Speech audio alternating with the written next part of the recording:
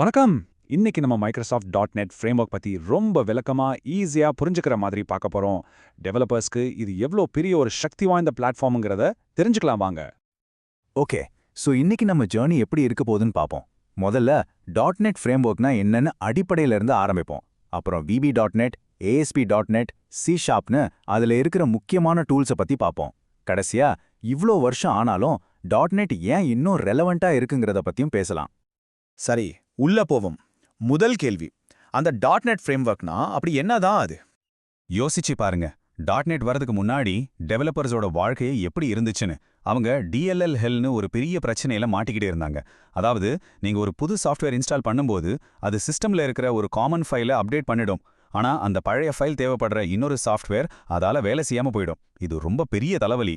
அதோட C++, Visual Basic மாதிரி பல ப்ரோக்ராமிங் லாங்குவேஜஸ் ஒன்னோட ஒன்று பேச வைக்கிறது, அதாவது இன்டர்ஆப்பரபிலிட்டி ரொம்ப கஷ்டமா இருந்துச்சு. மைக்ரோசாஃப்ட் இந்த பிரச்சனைகளை தீர்க்க கொண்டு வந்த ஒரு தீர்வு தான் டாட் நெட். ஸோ இங்க நம்ம கவனிக்க வேண்டிய முக்கியமான விஷயம் என்னன்னு தெரியுமா? டாட் நெட்டுங்கிறது ஒரு ப்ரோக்ராமிங் லாங்குவேஜ் கிடையாது. அது ஒரு பெரிய பிளாட்ஃபார்ம், ஒரு கண்ட்ரோல்டு என்வாயரன்மெண்ட். இது C sharp, VP dot net மாதிரி நிறைய லாங்குவேஜஸ்க்கு தேவையான ஒரு சூழ்நிலையும் ஒரு பெரிய லைப்ரரியையும் கொடுக்குது. அதை வச்சு நம்ம ஆப்ஸை பில்ட் பண்ணி, ரன் பண்ணி, மேனேஜ் பண்ணிக்கலாம்.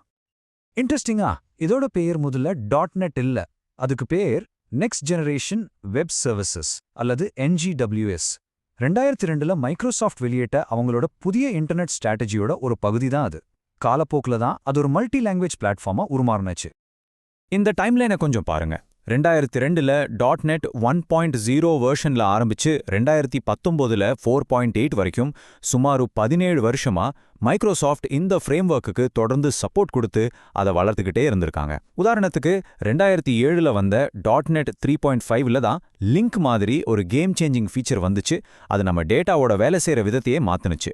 இதுவே டாட் நெட்டோட நீண்ட கால ஆதரவையும் தொடர் வளர்ச்சியையும் காட்டுது. இந்த படம் தான் டாட் நெட்டோட மேஜிக்கே. டாட் நெட் எப்படி பல மொழிகளை சப்போர்ட் பண்ணுதுங்கிறதுக்கு இதான் பதில்.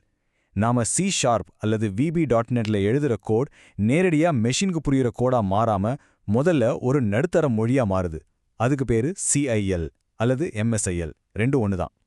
அப்புறம் ஆப்ளிகேஷன் ரன் ஆகும்போது CLRங்கிற ஒரு காம்போனென்ட் இந்த இன்டர்மீடியட் கோடை அந்த ஸ்பெசிஃபிக் மிஷினுக்கு தேவையான நேட்டிவ் கோடா மாற்றும். இந்த இன்டர்மீடியட் ஸ்டெப் இருக்கிறதால தான் நீங்க எழுதின கோட் எந்த விண்டோஸ் மெஷின்லையும் ஏதோ மாற்றம் இல்லாம வேலை செய்யும். அதான் இதோட பெரிய பலம். இது எப்படி வேலை செய்யுதுன்னு இன்னும் ஆழமா புரிஞ்சுக்கணும்னா டாட் நெட் ஆர்கிடெக்சரோட 5 முக்கியமான தூண்களை பார்க்கணும். Common language run time, Microsoft intermediate language, common type system, common language specification மற்றும் ஃப்ரேம்வொர்க் கிளாஸ் லைப்ரரி. வாங்க ஒவ்வொன்றா பார்க்கலாம். CLR ஒரு டாட் நெட் அப்ளிகேஷனோட இன்ஜின் அல்லது மேனேஜர்னு நினைச்சுக்கலாம். இது ஒரு வர்ச்சுவல் மெஷின். உங்க கோடை ரன் பண்றது, மெமரியை ஆலோசிக்கமா மேனேஜ் பண்றது, செக்யூரிட்டியை பார்த்துக்கிறது, எரர்ஸை ஹேண்டில் பண்றதுன்னு எல்லா சிக்கலான பின்னாணி வேலைகளையும் இதுதான் பார்த்துக்கும். இதனால டெவலப்பருக்கு வேலை ரொம்ப ஈஸி ஆயிடுடி. நீங்க லாஜிக்ல மட்டும் கவனம் செலுத்தினா போதும். அடுத்தது காமன் டைப் சிஸ்டம் அல்லது CTS.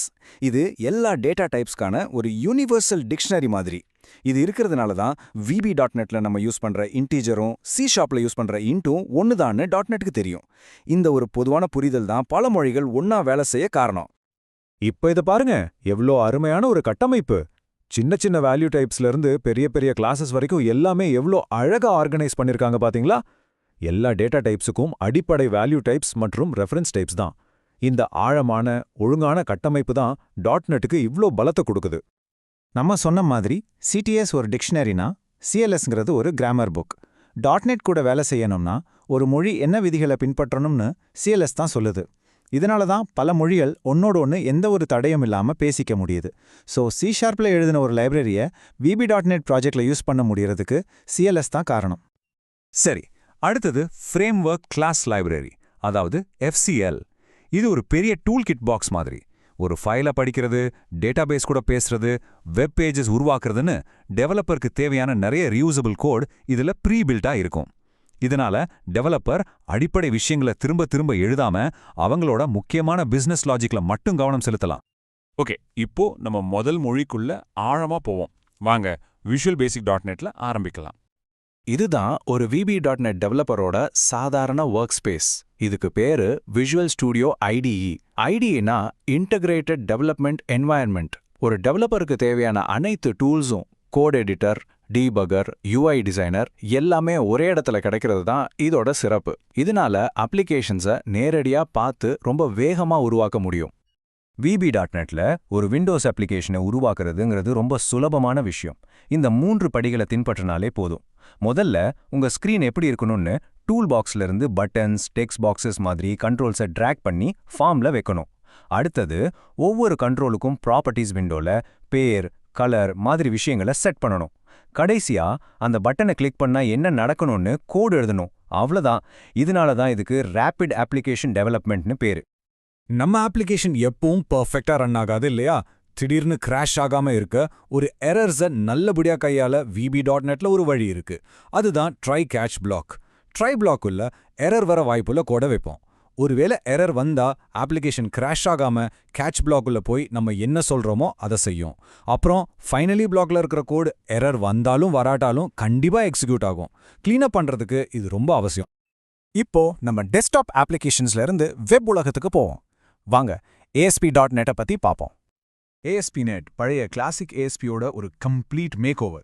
கிளாசிக் ASPல HTMLலும் கோடும் ஒன்னா கலந்து குழப்பமா இருக்கும். அதனால பெர்ஃபார்மன்ஸும் ரொம்ப ஸ்லோவா இருக்கும். ஆனா ASP.NETல கோடு கம்பைல் செய்யப்படுது, UIயும் கோடும் கோட் பிஹைண்ட் ஃபைல்ல தனித்தனியா பிரிக்கப்படுது.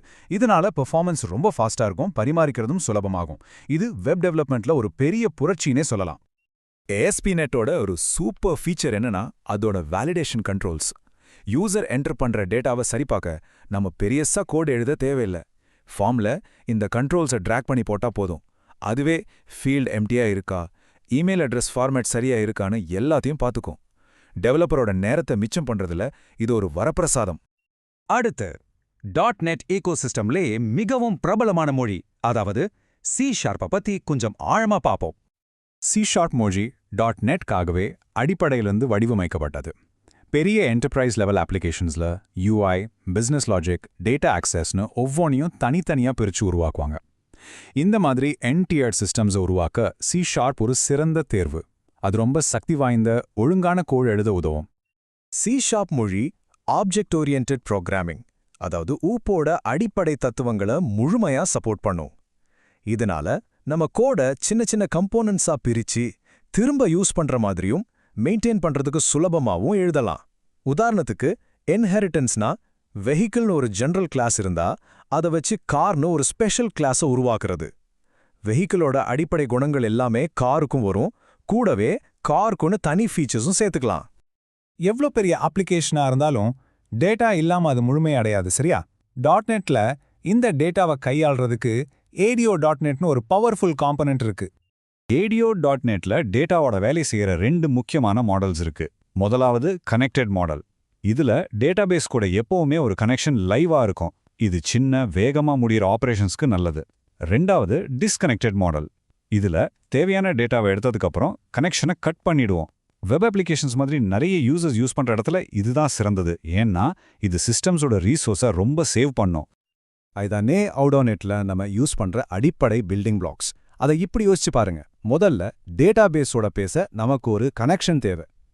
கனெக்ஷன் கிடைச்சதும் என்ன செய்யணும்னு சொல்றதுக்கு ஒரு கமாண்ட் அனுப்பணும். அந்த கமாண்டுக்கு வர்ற பதில லைவா வேகமா படிக்க டேட்டா ரீடர் யூஸ் பண்ணுவோம். இல்லனா டிஸ்கனெக்டட் மாடல்ல டேட்டா அடாப்டர் வச்சு டேட்டாவை எடுத்து அதை டேட்டா செட்னு சொல்ற ஒரு மெமரி டேபிள்ல வச்சுக்கலாம். 50 வருஷங்களுக்கு அப்புறம் .NET இன்னும் ஏன் ஒரு முக்கியமான சக்தி வாய்ந்த பிளாட்ஃபார்மா இருக்கு?